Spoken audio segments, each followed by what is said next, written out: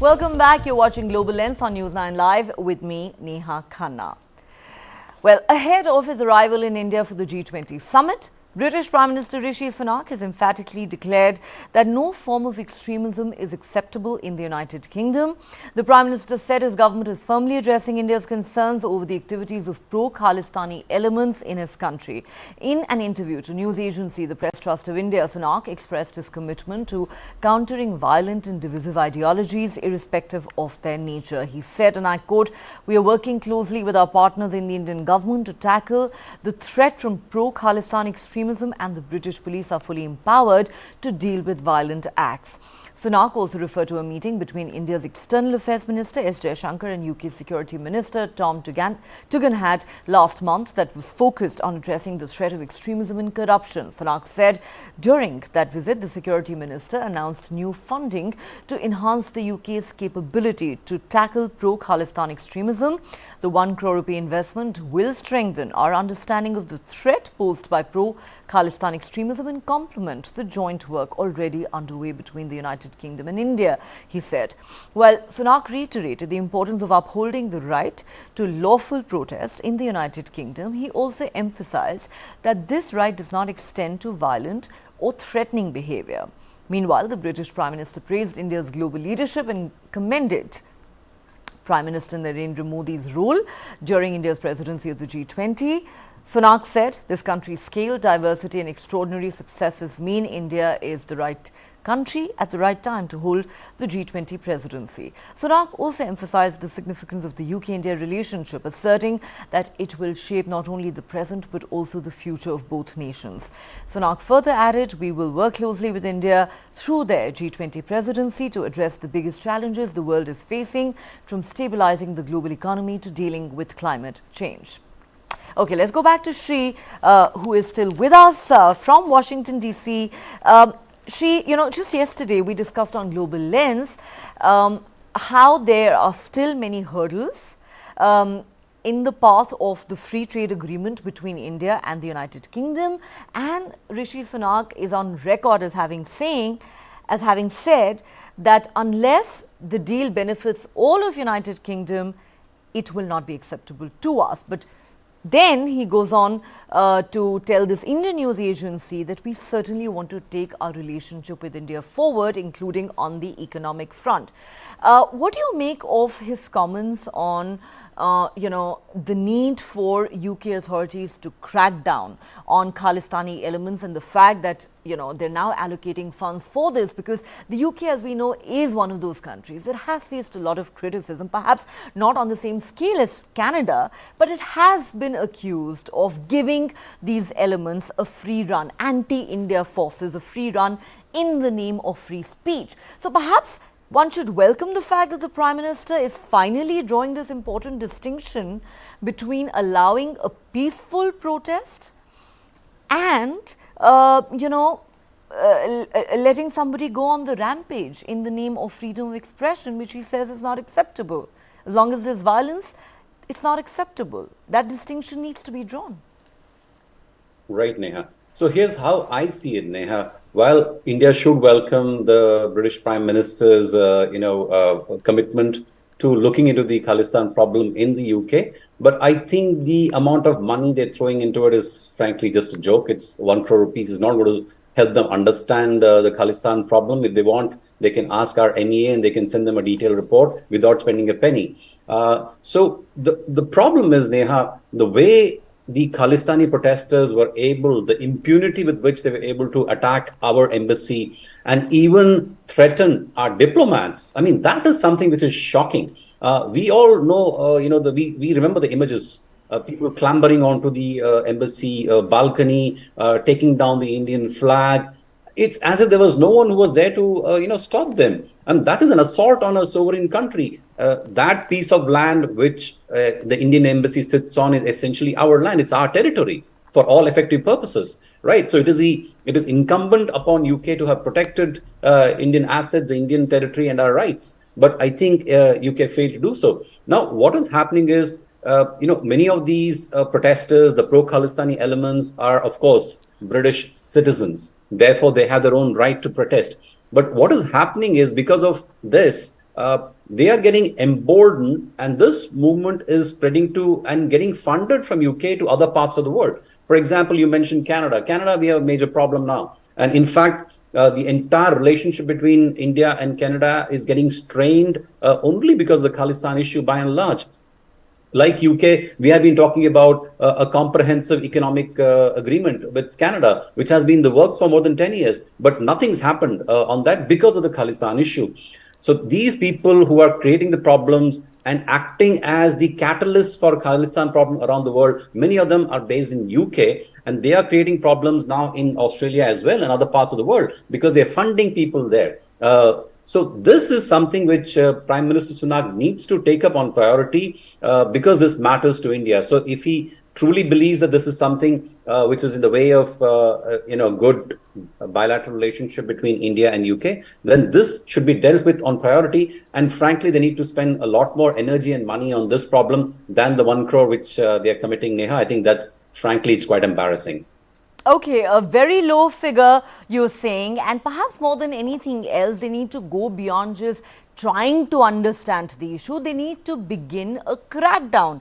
They need to walk the talk. I mean, it is important, as you mentioned, for the bilateral relationship. All right, let's now shift our focus to the Russia-Ukraine war. There are some interesting developments on that front.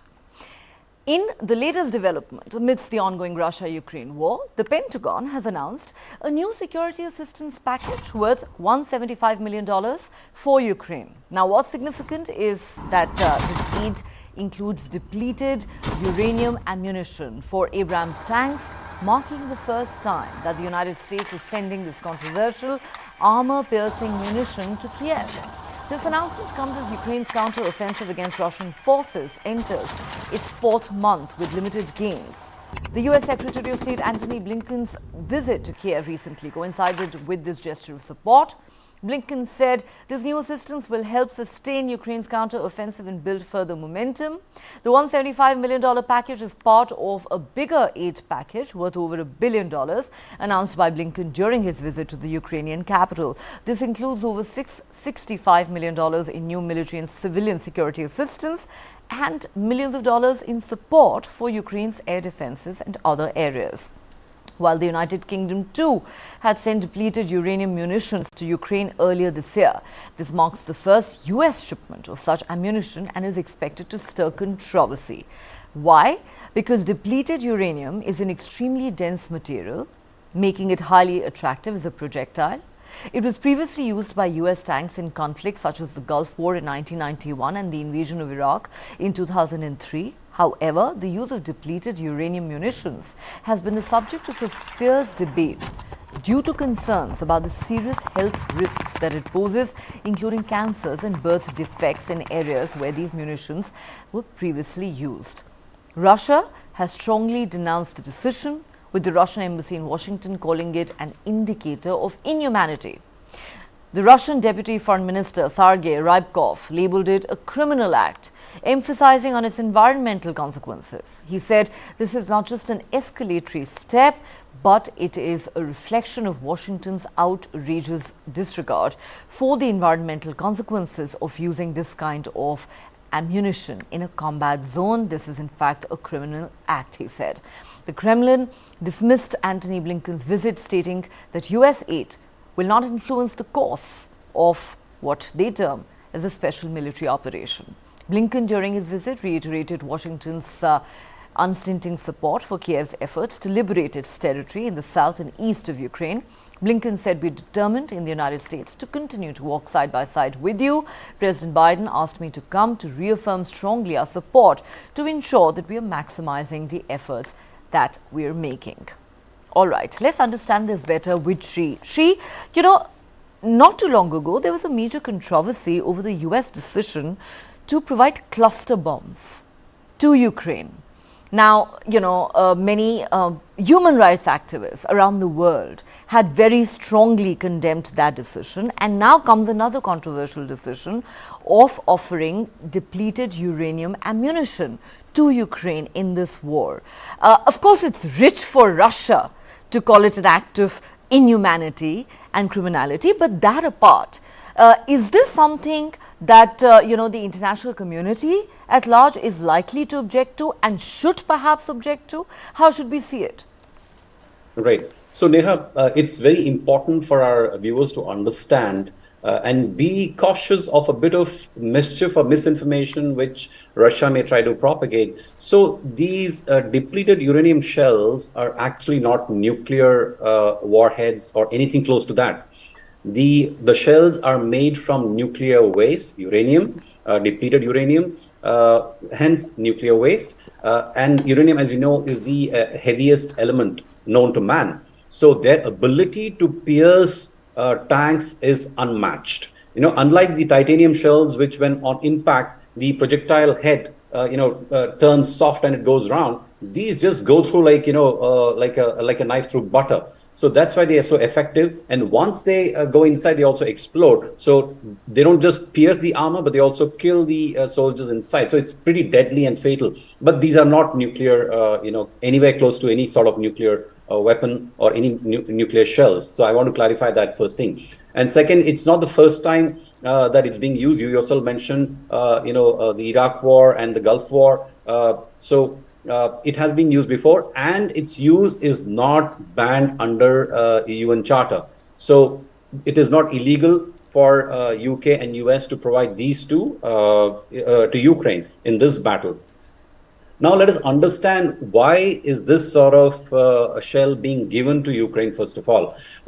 Neha, ultimately, the battle boils down to your feet, your ability to control ground, territory. Right? And tanks are an integral part of that strategy, where the tanks roll in and they demolish your opposition and they're able to capture territory. Now, according to some estimates, Russia itself says it has lost about 1,600 tanks. Russia has the world's largest, supply of tanks. It has pressed, I think, if I'm not mistaken, from, going by reports, about 6,000, tanks in this war. And according to Ukraine's estimate, it has lost 3,000, although Russia says it has lost only about 1,600. But still, that's a fairly large number. So as the battle goes on, you'll have Russia will then want to roll in some of its most superior tanks like the T-90s. So those tanks will need better counteroffensive from Ukraine if this war has to be fought and it has to be brought to some sort of a conclusion. But there was a UN report which did say that the shells themselves could cause long-term effect, although the alpha particles which are there in the shell do not cause any harm unless they pierce the human skin. So that's the thing. But if the shells are going to be lying around, they will cause problems, long-term problems. So that is something to keep in mind. But what is important to know is that right now, as per UN regulation, these shells are not barred from use in conflict, Neha. Not barred from use in conflict, but we'll really have to wait and see how, some of the other NATO countries, in fact, react to this decision by the US, because remember, some of them have expressed their discomfort with America's decision earlier to provide cluster bombs to Ukraine. All right, let's now turn our attention to the last story that we have on Global Lens. It is from China, but an unusual story. Here's why.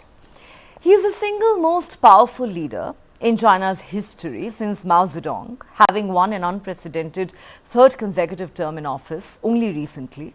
Therefore, you would think Chinese President Xi Jinping is a law unto himself in his country, simply beyond reproach.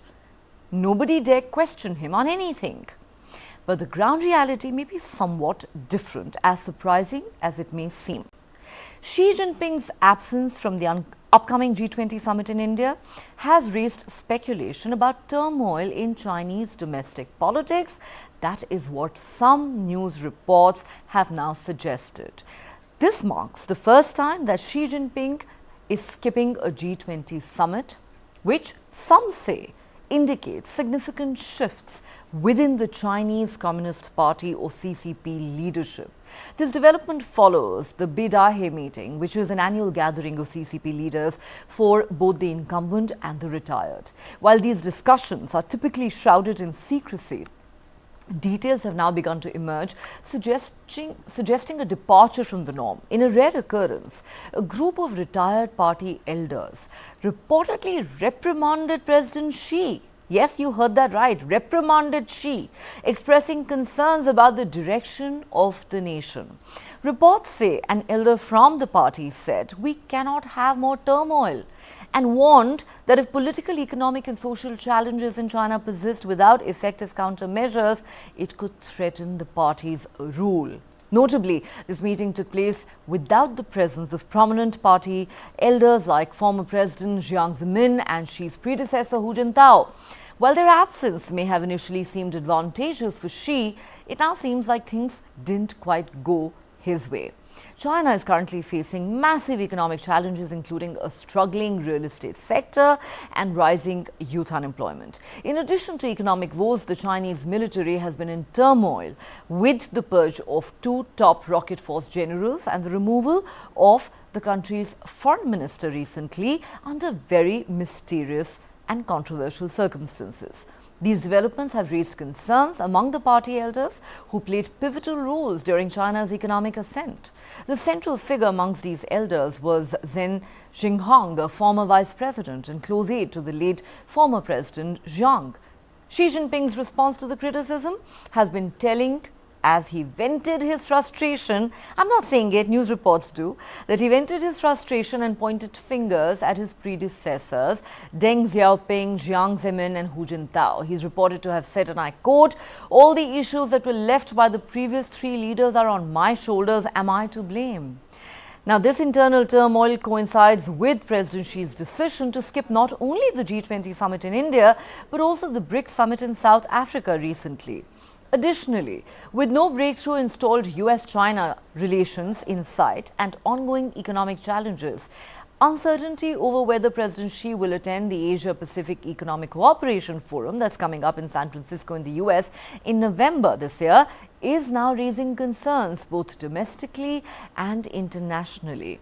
In this intricate web of Chinese politics, the recent developments and President Xi's absence from international summits, reports say, signal a shift in the dynamics of the CCP leadership.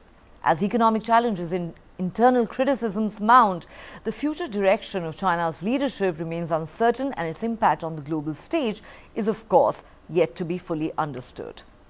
All right, let's go back to our in-house China watcher, Shri. Shri, this is such a fascinating story. While there is really no way for us to know for sure what exactly happened behind the closed doors at that meeting, but going by these reports, I mean, for starters, it's inconceivable that somebody can even reprimand Xi Jinping, and then to think that he's been warned that the country is headed in the wrong direction, it cannot afford any more turmoil, and if things continue in this fashion, there's going to be trouble for the party and its rule in that country. And again, if these reports are to be believed, a rather flustered Xi Jinping sounded rather defensive, saying, "Don't blame me, it's not all my fault. It's also about what my predecessors did or didn't do." The question is, even though we've been talking for days now about Xi's controversial decision to skip the G20 summit, with most linking it to India's, dispute that China had, to the dispute between the two countries at the line of actual control. But again, going by this report, it would seem it may have more to do with the internal political dynamics and turmoil in that country. What do you make of these reports?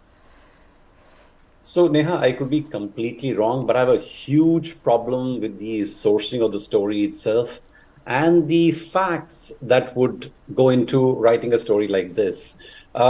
Now, China is known as Iron Curtain, and I don't think, Communist Party meetings, that the two of senior leaders and, existing leaders is a meeting where they would leak information to a Japanese journalist, of anyone.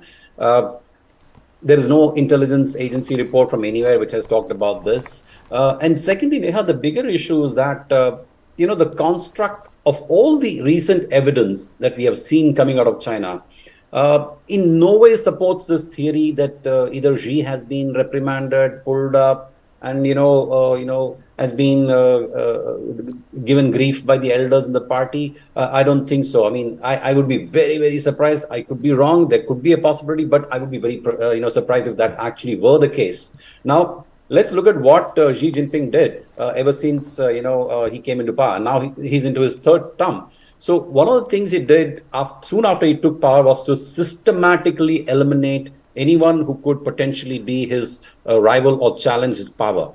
So he has filled every important apparatus of the Communist Party with his loyalists, whether it is the army, whether it is the intelligence, or in any key positions. They've been filled by his loyalists. So who's going to challenge him? And I, always refer back to the Hu Jintao episode. Even yesterday, when you asked me, I'd only briefly touched upon it. But the fact is, the way Hu Jintao was publicly, very, very visibly, literally hauled away from a party meeting after he had sat down, it was shocking, and the whole world looked at it. And it was a demonstration. It was a signal to the world to tell who's in power, who's the guy who calls the shots. And even with this story, Neha, it says that people, former, the retired leaders of the party, the existing leaders of the party. So these are some of the same people who were there at the Hu Jintao episode also. So now we know what these people did when Hu Jintao was being picked up by a security personnel or a helper and carried away.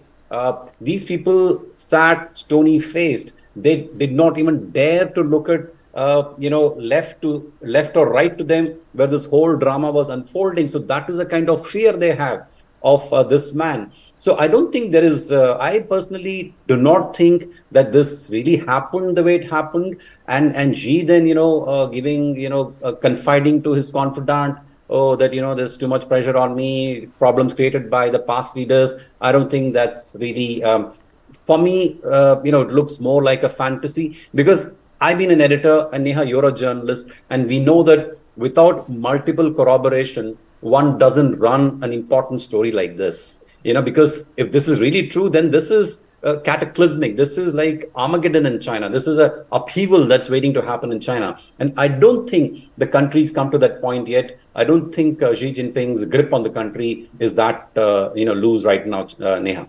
No Armageddon just yet. Shri, I think you have burst a lot of people's bubbles there. True or not, there was a lot of schadenfreude over this report. Wishful thinking, Neha. Wishful thinking that something like this would happen. But unfortunately, I don't think it's truly, reality. It's partly by and large fiction, fantasy. Okay, it's part fiction and mostly fantasy is what Shri mostly believes. Fantasy, you're right. I will defer to Shri's view on that. And well, with that, we've come to the end of the show. Thank you so much, Shri, for your time and perspective on all the top stories. Thank you, Neha. My pleasure. All right. Time for us to take a quick break here on Global Lens. If you haven't, thanks so much for watching. But do join us again at the same time tomorrow. Remember, it is a big day, because ahead of the G20 summit, the US President Joe Biden will be here in New Delhi for bilateral talks with Prime Minister Narendra Modi. Do stay tuned.